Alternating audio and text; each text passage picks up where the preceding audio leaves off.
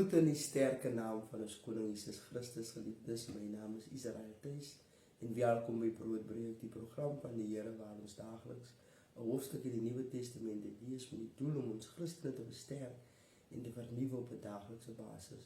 Ook met die doel om die Nuwe Testament te voltooi by einde 2025. Vandag gaan ons voort met Handelinge. In die opskrif lees: Stefanus lewer 'n kragtige getuienis voor die Joodse raad. Die hoofpriesters vra toe vir Stefanus: Is hierdie aanklagte waar? Toe het Stefanus gesê: Geagte broers en vaders, luister na my. Ons glorieryke God het in Mesopotamië aan ons voorvader Abraham verskyn voordat hy Haran toe is. God het vir hom gesê: Verlaat jou geboorteland en jou familie en kom na die land toe wat ek vir jou sal wys.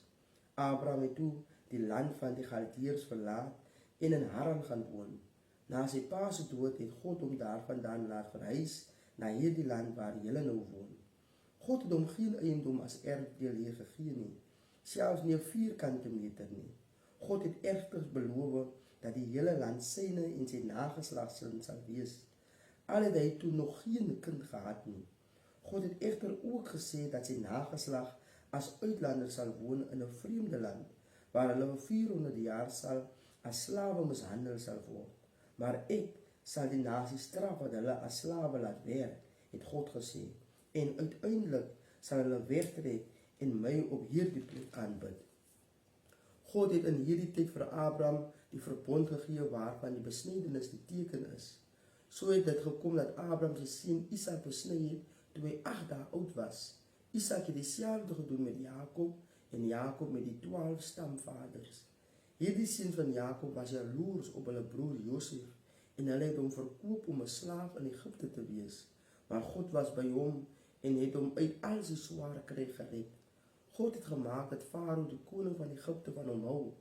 God het ook besondere wysheid aan Josef gegee, sodat Farao hom as onderkoning oor Egipte en as hoof van sy hele huishouding aangestel het. Toe het daar hongersnood in die hele Egipte en ook in Kanaan gekom. Ons voorouers het baie swaar gehad, want hulle kos het opgeraak. Toe Jakob hoor dat daar in Egipte koring is, het hy sy seuns gestuur om daarvan te gaan koop. Op hulle tweede besoek het Josef sy ware identiteit aan sy broers bekend gemaak en hulle aan Farao voorgestel. Josef het sy pa, Jakob en sy hele familie laat haal, altesaam 75 mense. So is Jakob Egipte toe. Hy is daar dood en ook al sy seuns. Hulle is na Sichem toe gebring en begrawe in die grafgrot wat Abraham daar met geld by die seuns van Hemor gekoop het. Soos die tyd dat God sy belofte aan Abraham sou vervul nader gekom het, het ons volk in Egipte tot 'n groot getal aangegroei. 'n Nuwe koning wat niks van Josef geweet het nie, het egter in Egipte aan die bewind gekom. Hierdie koning het 'n slinkse plan teen ons mense beraam en ons voorouers verplig om hulle babatjies buite aan hulle lot oor te laat sodat hulle sou sterf. In die tyd is Moses gebore en hy was besonder mooi. Sy ouers het hom 3 maande lank tuis versorg. Toe hulle hom uiteindelik buite aan sy lot moes oorlaat, het die Farao se dogter hom gekry en sy het hom as haar eie seun grootgemaak. Moses is opgelei in al die wysheid van die Egiptenaars en hy het met woord en daad presteer. Op 40-jarige leeftyd het hy besluit om te gaan kyk hoe dit met sy mense gaan, die volk Israel. Tydens sy besoek het hy gesien hoe Egiptenaar een van die Israeliete aanrand en hy het die slagoffer gaan help. Tydens sy vergelding het hy die Egiptenaar doodgemaak. Hy het gemeen sy mense sou begryp dat God hom gestuur het om hulle te verlos, maar hulle het nie. Toe hy die volgende dag weer daar kom, kry hy 2 Israeliete wat beklei. Hy probeer vrede maak en sê: "Manne, julle is tog volksgenote, hoekom maak julle mekaar seer?" Maar die een wat die oorsaak van die bekleierery was, stamp Moses eenkant toe en sê vir hom om hulle uit te los: "Wie het jou ons leier en regter gemaak? Wil jy my ook vermoor, soos jy gister die Egiptenaar vermoor het?" Toe Moses dit hoor, het hy gevlug en as uitlander in die land Midian gaan woon. Daar het hy die pa geword van 2 seuns. 'n engel het 40 jaar later in die woestyn by Sinai Berg in die vlam van die brandende doringbos aan Moses verskyn. Moses het dit gesien en gewonder wat aangaan. Toe hy nader gaan om dit te bekyk, kom die stem van die Here. Ek is die God van jou voorvaders, die God van Abraham, Isak en Jakob. Moses was so bang dat hy gebewe het. Hy het dit nie gewaag om te kyk nie. En die Here het vir hom gesê, trek jou sandale uit, want jy staan op gewyde grond. Die mishandeling van my volk in Egipte het ek inderdaad gesien. Ek het hulle hulpgeroep gehoor. Hier is ek nou om hulle te red. Kom, ek stuur jou nou Egipte toe. So deur die engel wat in die brandende doringbos aan hom verskyn het, het God juis hom as leier en redder na die Israeliete toegestuur. Dieselfde Moses vir wie die Israeliete verwerp het en toegesnou het. Wie het jou ons leier en regter gemaak? So het dit gekom dat Moses hulle uitgelei het. Dit het gepaard gegaan met baie wonders en tekens wat hy oor die verloop van 40 jaar in Egipte, die Rooi See en in die woestyn gedoen het. Hierdie dieselfde Moses het vir die volk Israel gesê, God sal uit julle eie geleedere vir julle 'n profeet soos ek laat voortkom. Dit is dieselfde Moses toe die volk as gemeente daar in die woestyn was, as tussenganger opgetree het tussen ons voorouers en die engel wat op Sinai Berg met hom gepraat het. Hy het lewende woorde ontvang om aan ons oor te dra.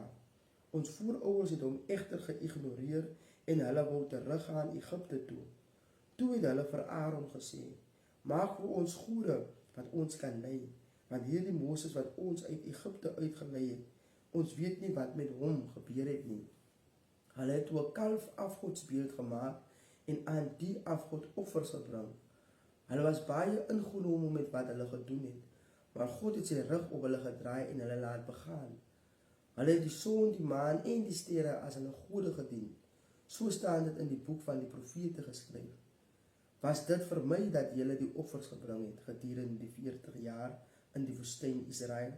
Nee, julle het net oë en ore gehad vir julle heidense gode, die heiligdom van Molek en die stergod Refan, die beelde wat julle gemaak het om te aanbid. Daarom sal ek julle as gevangenes ver weg stuur tot ander kant Babylon.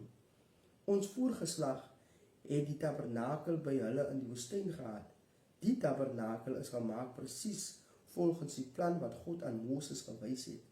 Jare later, toe Joshua die gevegte aangevoer het teen die volke wat God uit die land verdryf het, het hulle die tabernakel saamgeneem na hulle nuwe land toe.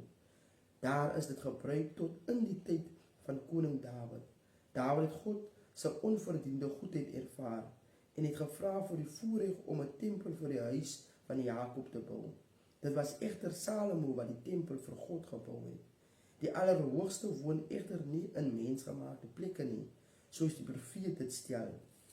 Die hemel is my troon en die aarde is my voetbank. Enige tempel wat julle vir my bou, skiet ver te kort, sê die Here. Kan julle 'n blyplek vir my bou? Het ek nie self al hierdie dinge gemaak nie? Julle hardkoppiges, in julle harte is julle heidens. Julle is doof vir die woord van God. Moet julle al ewig die Heilige Gees weerstaan. Maar julle voorouers het dit gedoen en julle doen dit nou ook. Noem een profeet vir wie julle voorouers nie vervolg het nie.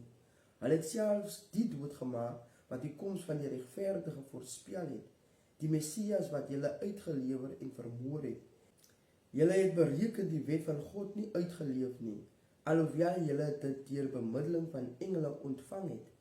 Die Joodse leiers was woedend oor Stefanus se aanklag en hulle het hulle woede gewys, maar Stefanus, vol van die Heilige Gees, het aanhou opkyk na die hemel en die heerlikheid van God gesien. Hy het Jesus in die regeringsposisie regs langs God gesien staan. Kyk, het hy gesê, ek sien die hemel oop en die sien van die mens in die regeringsposisie reg langs God staan. Toe het hulle ore toegedruk en hom doodgeskreeu. Soos een man het hulle op hom afgestorm. Hulle het hom uit die stad gesleep en hom met klippe doodgegooi. Die amptelike getuies het hulle klere uitgetrek en by die voete van 'n jong man met die naam Saulus neergesit. Terwyl hulle besig was om Stefanus te stenig, het hy gebid, Here Jesus, ontvang my gees. Hy het op sy knieë neergesak en hard uitgeroep: Here, moenie hierdie sonde teen hulle hou nie. Met hierdie woorde het hy gesterf. Amen. En daar het ons geskrewe woord van God, geliefdes, onthou, die Here is lief vir u.